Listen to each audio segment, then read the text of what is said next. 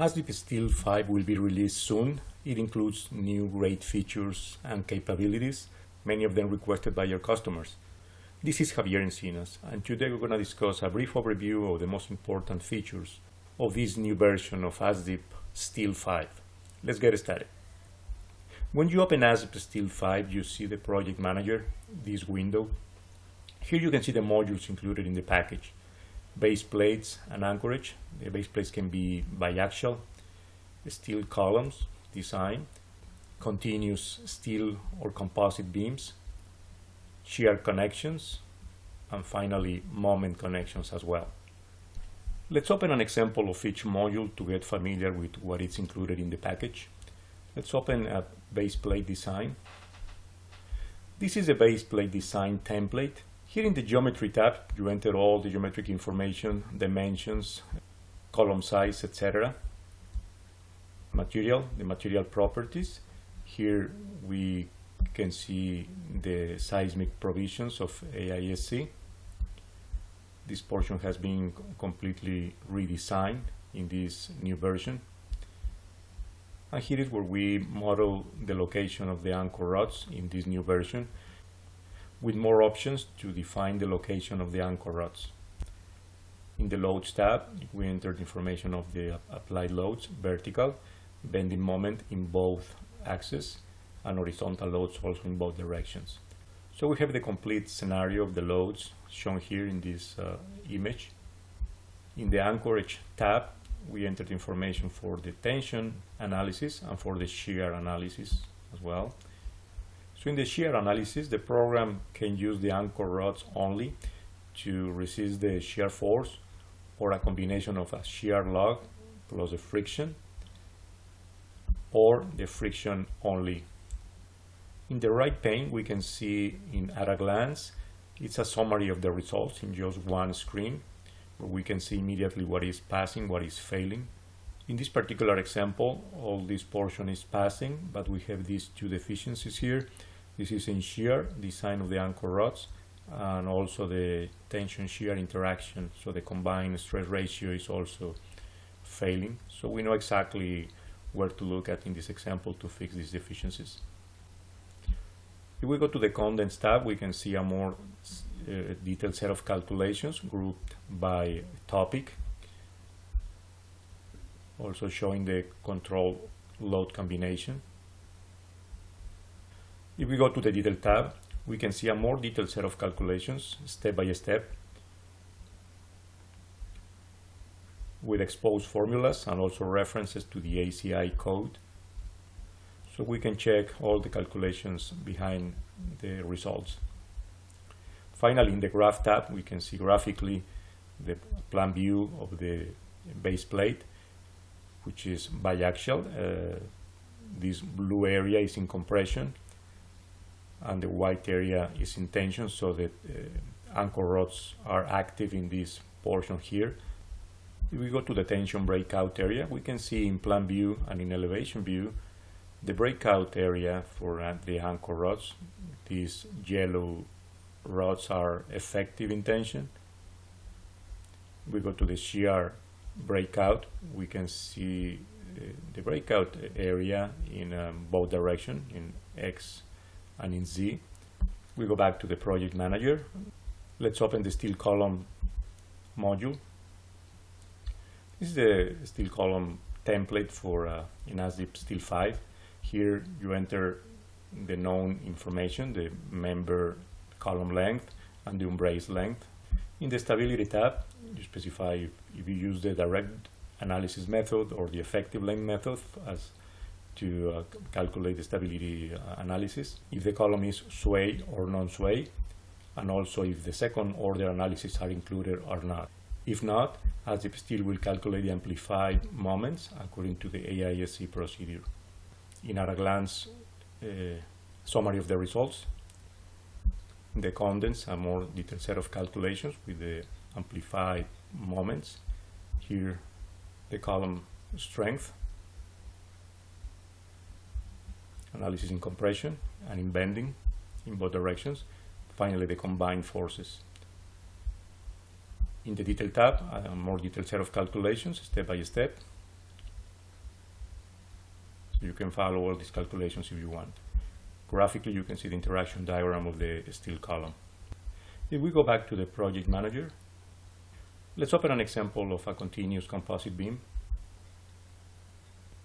This is a steel and composite beam example in ASDIP STEEL 5. Now you can specify up to 5 spans and 2 cantilevers in this analysis. In the previous version, you could model only 1 span. Now you can model a continuous beam if you want. Here you specify the lateral bracing, different options, if it's continuously braced or brace a certain spacing, or if it's completely unbraced, or if you want to specify the different distances in the lateral bracing. If you go to the slab and deck tab, here you specify the properties of the slab, deck, and shear studs. Here, if the beam is composite, you check this box or not. In the loads tab, here you enter the loads for each span in your beam. Note that in this version you specify the final loads, meaning when the structure is in service, or the construction loads, where the structure is during construction. In both cases you can specify uniform loads, variable loads, concentrated loads, or moments in the spans. In the results, you can see here in at a glance summary of the results, where you can see what is passing, what is failing. In the contents tab, a more detailed set of calculations. Here are the support reactions of the beam, the shear design, local buckling, it's a non-composite flexure. Here is the design of the shear connectors, shear studs. This is the composite beam design, and finally the deflections. If we go to the detail tab, we can see a more detailed set of calculations. Design for shear, non-composite in flexure, composite design in flexure. So there's a very detailed set of calculations to follow. Finally, we go to the graph tab. We can see the shear and moment diagram generated by the program, and it can be sorted by load combinations as well. So you design, you want to go to the final loads or the construction loads. Let's go to the project manager. Let's open an example of shear connections. This is a shear connection template in ASDIP STEEL 5. There are 4 types of shear connections: single angle, double angle, single plate, shear plate, or a T connection. Here in the support tab, you specify the column, either a column or a column web or a beam web. So there are 3 types of connections. Graphically, you can see there what you are selecting. If it's a column flange, you are connecting the beam to the column flange. If you select here the column web, then you are connecting to the column web. Or if you are connecting to the beam web, so beam together connection, it looks like this. So the program changes dynamically according to your selection. In the loads tab, you specify your reaction, the vertical load P, if it's a pre-combined or if it's a nominal set of load cases. And the design can be in ASD or LRFD. Here you can see in at a glance a quick view of what is failing or passing. It's at a glance view of the design. Everything here is passing except these 2 limit states. So we know exactly where to check. We go to the contents tab. You can see a more detailed set of calculations. All the limit states for the connection.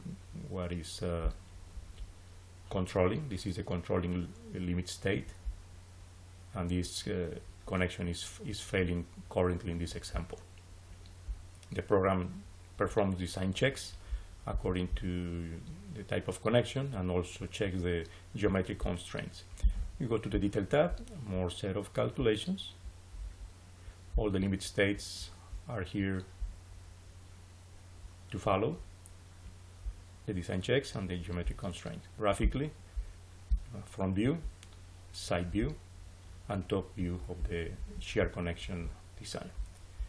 Let's go back to the project manager. Let's create a calculation for a moment connection.